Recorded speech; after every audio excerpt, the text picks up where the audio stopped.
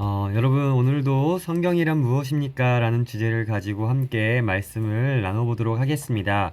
오늘의 공부가 굉장히 핵심적인 내용이긴 하지만, 한편으로는 우리가 가볍게, 그리고 기독교 상식으로서 공부를 할 수 있는 그런 내용이 될 것 같아요. 그래서, 짧게나마 우리 함께 이야기를 해보도록 하겠습니다. 성경이란 무엇일까요? 기독교에서 이야기하는 가장 중요하고 또 우리 교회에서 가장 중요하게 생각하는 바로 말씀, 설교의 중심이 되어지는 그리고 기독교의 모든 교리와 기독교의 모든 이야기들에 있어서 빠질 수 없는 가장 핵심적으로 기독교에서 이제 주장하고 이야기하는 바로 그것이 성경이다라고 이야기를 할 수 있을 텐데요.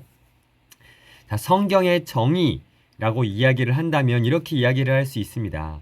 하나님께서 인간의 구원 계획을 이루시기 위해 인간을 통해 하나님의 뜻을 기록한 책, 이것이 성경이다라고 이야기를 할 수 있어요. 그러니까 이 안에는 어떠한 주제도 들어가 있고 또 누가 성경을 작성하였는지 그리고 왜 작성하였는지에 대한 내용이 이 정의 안에 들어가 있다고 볼 수 있습니다. 이 정의의 내용을 정리해 보자면 하나님이라는 분이 살아계시고 그분이 누구를 위해 쓰셨습니까? 인간을 위해 쓰셨어요. 그런데 그냥 단순히 인간을 위해 쓰신 것이 아니라 인간의 구원 계획을 위하여 쓰신 것이다. 그러니까 성경은 인간의 구원 계획을 위해 쓰여진 책이다 라고 하고 있는데 누가 썼느냐? 인간을 통해 성경을 쓰게 하셨고 그것을 인간들을 통하여서 하나님의 구원 계획에 대한 하나님의 뜻이 드러나 있는 것, 바로 그 책이 성경책이다 라고 이야기를 할 수 있겠습니다. 자, 그러면 성경은 얼마나 오랜 기간 동안 쓰여졌을까요? 성경은 약 창세기부터 요한계시록에 이르기까지 약 3,600여 년 동안 쓰여졌다라고 이야기를 하고 있습니다. 굉장히 오랜 기간 쓰여졌죠. 창세기부터 요한계시록까지. 그런데 중요한 사실은 3,600여 년 동안 쓰여진 이 성경의 주제가 창세기부터 요한계시록까지 쓰여진 그 오랜 기간 동안에 쓰여진 모든 성경의 내용의 주제가 동일하다라는 거예요. 그러니까 보시다시피 저자 또한 35명에서 36명까지 생각을 하고 있는데요. 35명에서 36명이나 되는 모든 저자들의 주제 또한 같은 주제를 가지고 있다. 그 핵심에는 예수 그리스도가 들어가 있고 구약과 신약을 통한 인간을 향한 하나님의 구원 계획이 바로 모든 성경의 주제가 될 수 있다라고 이야기를 할 수 있습니다.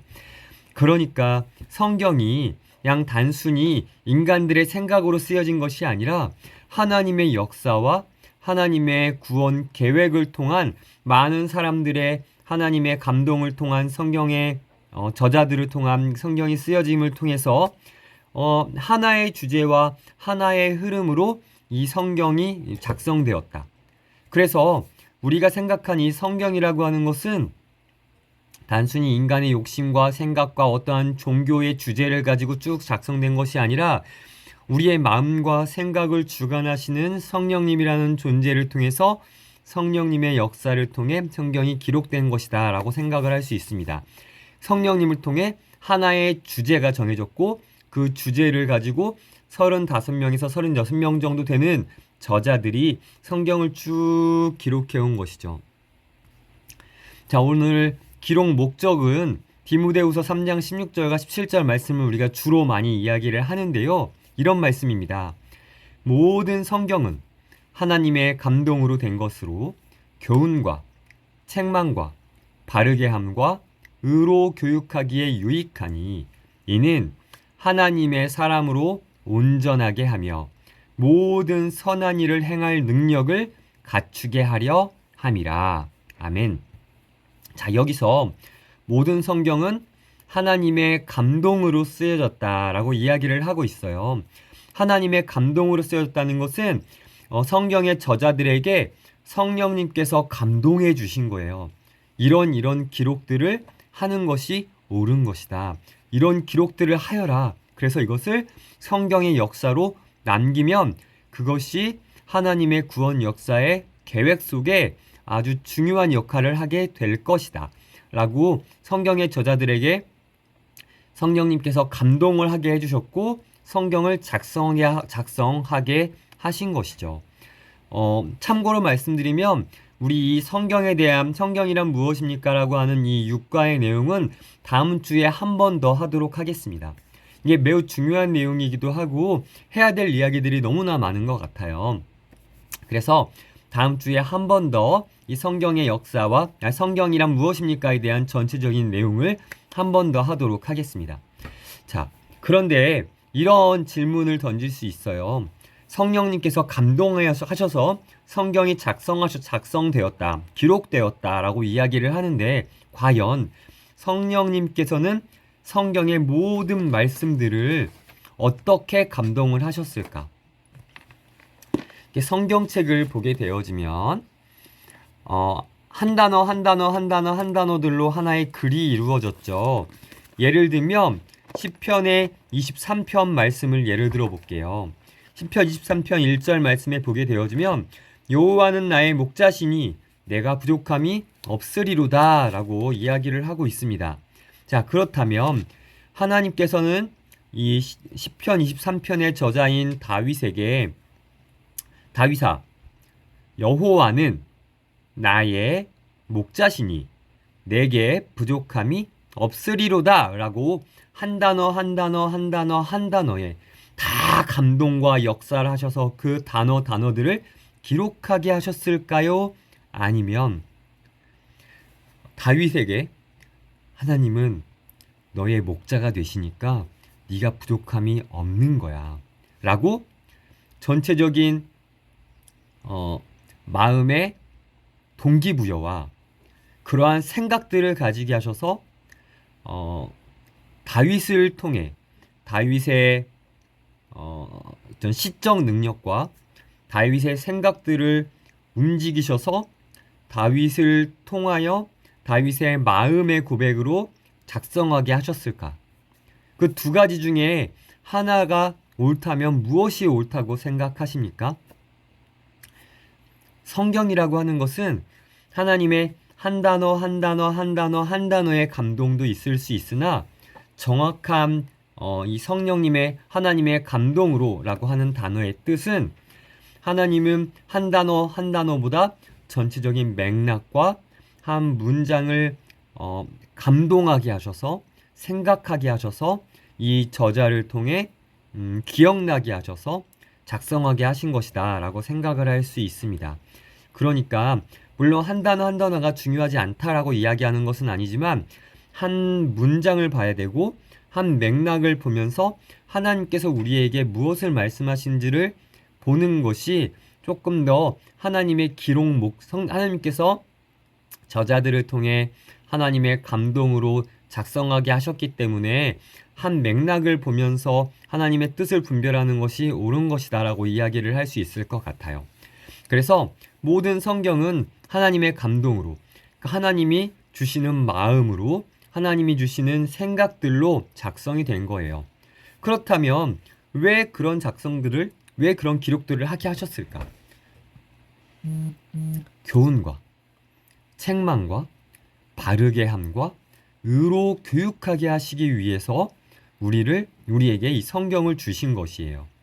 우리에게 교훈을 주시고 책망하게 하시고 바르게 하게 하시고 의로 교육할 수 있도록, 그러니까 의로운 사람이 될 수 있도록 하게 만드시기 위해 작성하셨다라고 이야기를 하는데요. 교훈을 갖고 책망을 받고 바르게 하고 바르게 살고 의롭게 살게 만드는 것, 그것은 곧 그 다음 구절에 나오는 하나님의 사람으로 온전하게 하시기 위해서 그러한 것들을 우리에게 가르쳐 주시고 교육하게 하시는 것이다. 그래서 하나님의 사람으로 온전한 사람으로 세워지며 그런 사람들은 모든 선한 일을 행할 능력을 갖추게 되어진다라고까지 이야기하면서 그리스도인으로 세워지는, 그러니까 선한 행동들이 열매 맺혀지는 그리스도인, 구원에 이르기에 합당한 믿음과 삶의 열매가 맺혀지는 그러한 사람으로서 우리를 만들어 가시기 위해 성경을 기록한 것이다 라고 우리가 간단하게 이야기를 하고 이해할 수 있을 것 같습니다. 자, 그런데 중요한 사실은 우리가 여전히 성경에 대한 많은 오해가 있을 수 있다라고 하는 거예요. 그 오해 중에 하나는 성경은 과학책이다 라고 하는 것입니다. 무슨 얘기냐면 성경에 기록되어 있는 모든 것을 과학적으로 이해하고 또는 과학적인 것들을 성경으로 이해하려고 하는 그러한 내용들이, 그리고 그러한 사람들이 굉장히 많다라는 게 문제라는 거예요. 무슨 얘기냐면 성경은 아까도 말씀드렸지만 하나님의 구원 계획이 기록되어 있는 책입니다. 하나님께서 우리를 구원하시기 위해 우리의 믿음을 건드시는, 우리의 믿음을 위해서 우리가 하나님을 향한 예수님께서 하나님의 아들이시고 하나님이시며 우리를 위해 이 땅에 오셨고 십자가에 못 박혀 돌아가셨고 다시 부활하신 그 놀라우신 은혜를 믿게 하시기 위해서 성경이 기록된 것이다라고 생각을 해야 하는데, 성경에 기록되어 있는 모든 내용들을 과학적으로 이해하려고 하고 또한 과학적인 사실들을 성경으로 이해하려고 하는 그러한 나쁜 습관들이 우리에게 있을 수 있다는 거예요. 그러니까 과학적으로 풀이되지 않거나 과학적으로 그것들을 증명해낼 수 없다면 성경은 옳지 못한 것이다 라고 하는 사람들도 너무나 많이 있다라고 하는데, 그렇게 이해하는 것 자체가 문제가 있을 수 있다라고 생각을 하는 것이죠. 성경은 그저 하나님께서 우리에게 주신 믿음의 책이다 라고 이해를 하고 받아들일 수 있어야 합니다. 또 성경에는 오류가 있다라고 생각하는 분들도 있어요. 문학적으로 보게 되어진다면 여러 가지 오류를 발견할 수는 있습니다. 그러나 다시 한번 말씀드리지만 어떤 해석과 형식상의 문제들로만 이해한다면 성경에는 오류가 없음을 우리가 생각해 볼 수 있습니다. 많은 오류가 보이기는 하지만 그것은 그저 문학적인 내용들을 통한 오류다. 형식적인 문제들을 통한 오류다. 그래서 믿음의 책이고 하나님께서 우리에게 믿음을 주시기 위해 기록하신 책이다라고 하는 것을 이해한다면 성경의 모든 흐름에는 어떠한 오류도 존재하지 않는다라고 이해를 할 수 있습니다. 마지막으로 성경은 소설책이다라고 하는 사람들이 있을 수 있어요. 그러니까 성경에는 수많은 기적들이 나오고 있습니다. 그러다 보니까 성경을 그저 소설로만 받아들이는 사람들도 있어요. 옳지 않은 책이다. 실제로 일어나지 않았던 것들을 하나님 그리고 예수님을 높이기 위해서 그렇게 소설로 작성한 책이다라고 이야기를 하는데요. 성경은 역사적 사건들도 너무나 많이 기록되어 있고요. 아까도 말씀드렸지만 한 주제와 한 명, 오직 예수 그리스도에 대한 얘기들로 가득 차 있는 책이 바로 이 성경입니다. 사실과 사실에 대한 설명만이 가득할 뿐이라는 거예요. 그러니까 성경은 하나님께서 인간에게 하시고 싶은 이야기들을 역사적 사건들을 통하여서 기록하였고 또한 그 기록되어져 있는 수많은 내용들이 하나의 주제를 가지고 하나의 흐름을 가지고 쭉 기록되어져 오면서 문학적인 여러 가지 오류가 있을 수는 있으나 같은 흐름과 같은 그 상식에선 같은 시선 안에서 전혀 올바르지 않은 그런 완전한 소설과 같은 그런 이야기들은 존재하지 않을 뿐더러 역사적 사건들, 단순히 성경에만 기록된 것이 아니라 다른 기록들 속에서도 예수 그리스도의 또한 사도들의 또는 구약의 사건들에 대한 역사적 증명들을 충분히 발견할 수 있을 정도로 이 성경이라고 하는 것은 소설적인 많은 부분들을 이해할 수 없는 부분들이 보이지만 그것들을 역사적 사건이다라고 이해할 수 있는 너무나 많은 증거들 또한 여전히 존재한다라고 하는 사실을 우리는 생각해 볼 수 있습니다. 자, 성경은 진리의 책이에요. 그래서 하나님의 감동으로 쓰여진 책이기 때문입니다. 사회적 시선이 아닌 믿음의 시선으로 성경을 바라보면서 성경의 진리를 깨달을 수 있는 우리가 되어야 해요. 그러기 위해서 우리에게는 두 가지의 시선이 필요하다라고 이야기를 할 수 있겠습니다. 그 첫 번째는 신학적 시선이에요. 목회자의 설교, 그리고 우리가 지금 함께하고 있는 이런 성경 공부를 통한 신학적인 이해가 우리에게 존재할 때, 우리가 그런 신학적 시선들을 가지고 있을 때에 성경, 하나님의 말씀에 대해서 더 올바른 시선으로 바라볼 수 있게 될 것이고, 성경을 통한 하나님의 뜻을, 올바르고 선하신 뜻을 분별할 수 있게 될 것이다 라고 생각을 합니다. 또 우리에게 필요한 두 번째 시선은 개인적 시선이에요. 큐티, 개인적 말씀 묵상을 통해서 하나님의 말씀을 삶으로 채워가는 것 또한 우리에게 매우 필요하다라고 생각할 수 있습니다. 큐티란 하나님의 말씀을 쭉 보면서 하나님께서 나에게 주시는, 나에게 개인적으로 허락하시는 말씀과 그 말씀을 통해서 나에게 해주시는 이야기가 하나님의 뜻이 무엇인지를 분별하는 시간을 갖는 것을 큐티라고 이야기해요.